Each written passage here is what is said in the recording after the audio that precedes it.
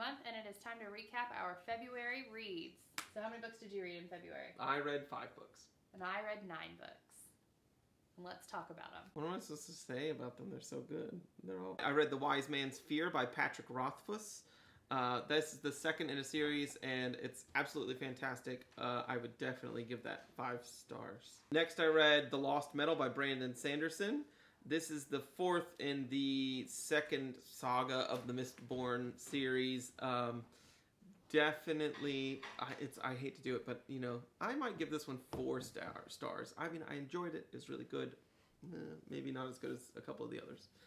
Next, I read Thistlefoot, which is by Jenna Rose Nethercott.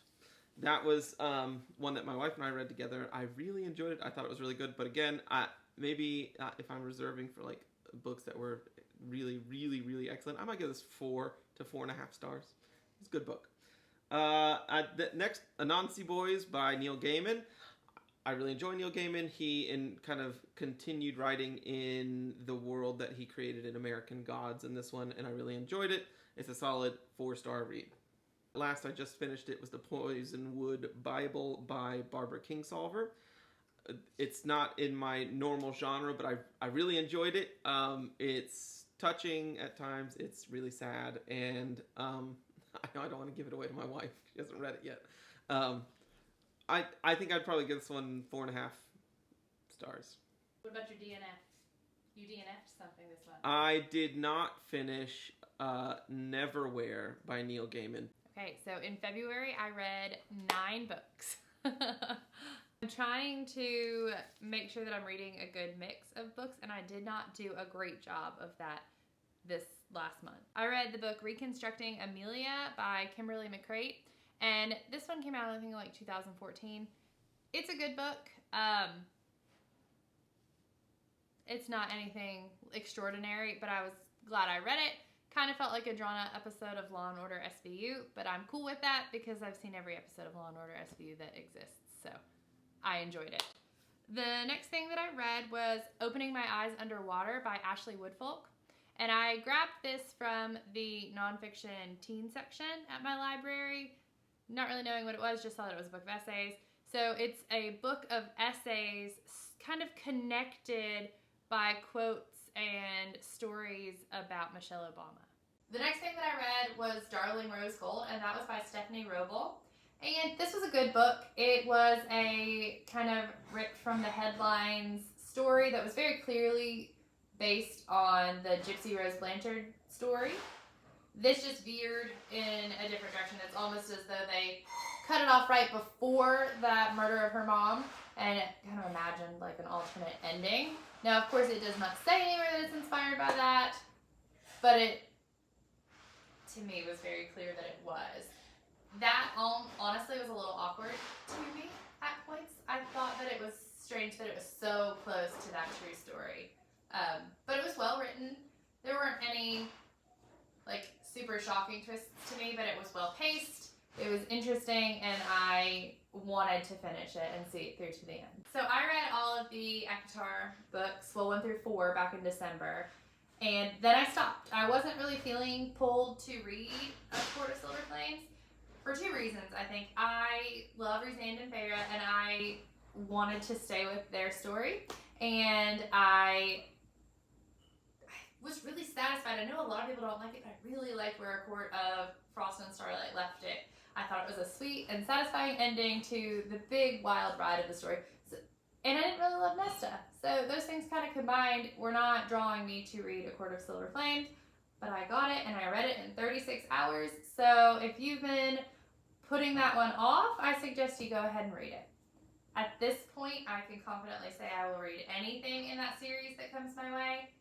Now, going down the whole Sarah J. Maas rabbit hole to some other series, I'm not sure I'm ready to pull that trigger yet, but I do have Crescent City sitting over there, so check back in March.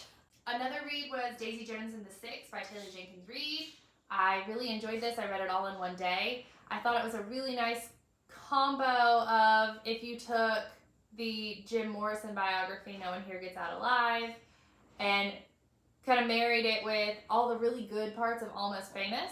That's kind of the vibe for this book. One thing that I really liked was the interview style structure of the writing itself. I enjoyed that. I thought it was different and it kept the flow going really nicely. So I'm excited. I think the new Amazon Prime show comes out tomorrow, and I'm excited to watch that now that I have read the book. I read The Last Daughter by Elena Ferrante. I picked this one because my husband and I watched the movie on Netflix, and it was good. It felt lacking a little bit. It felt like there were some plot holes. We wondered if that was a source material thing or if that was the director's choice.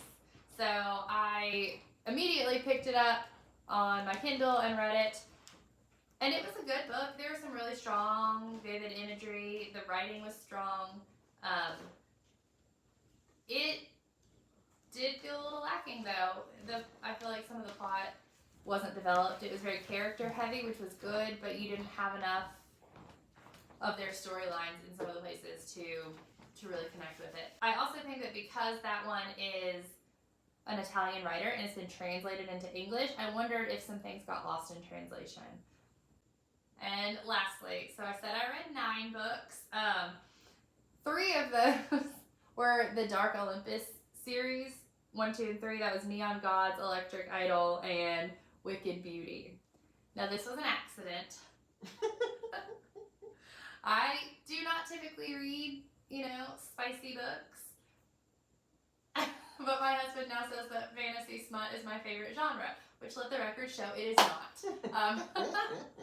But I picked up the first one because it was about Hades and Persephone, and I thought that would be interesting to read a retelling of it. Honestly, I didn't even realize when I started it that it was a quote-unquote spicy retelling of it.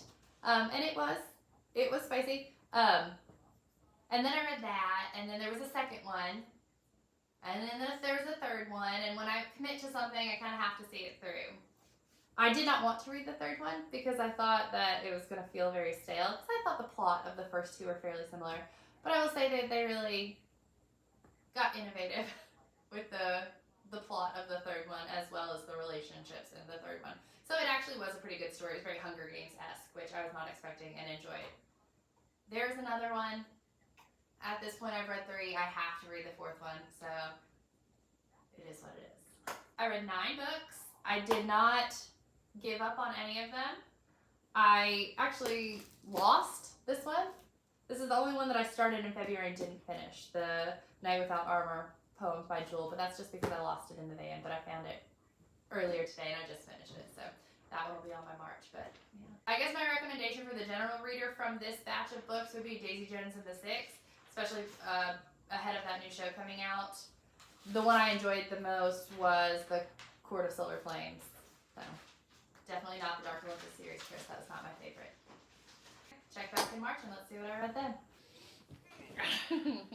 Very close to me. I like it. I made the best chicken wings tonight. Oh, they're so good. So good. I forgot about Thistlefoot. I also read Thistlefoot by Jenna Rose Nevercaught. That is one that Chris picked and we read together, which is my new favorite hobby, is reading the same book as someone and then talking about it. She just has to read the Poisonwood Bible. She won't.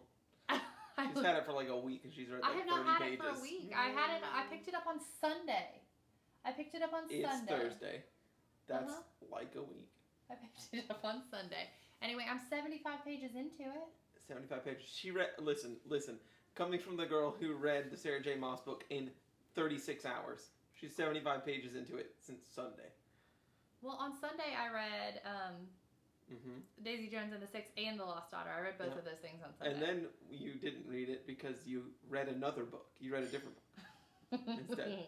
I'm reading it. I'm working on it. I got too many things in my queue right now. Anyway, I also read Thistlefoot, which was slow for me to get into, but once I got into it, I was glad I'd read it. We have a full review on that one if you want to watch our full review. It's on YouTube too. The full length version. Do you want subscribers? Do you want to go visit her YouTube? You can listen to her read poetry and post videos for her kids. I have like three videos. It's lots of fun. Yeah, you should watch it. Let's blow it up. What else? Pop off. Pop off! Okay, so what are we reading together after this one? I don't know, but I get to pick the next one. She said she gets to pick. Any of you want to read a book with us? We could have a little book club. TikTok book club. I've always wanted to be a part of a book club. Let's make this happen. Yeah? Mm-hmm.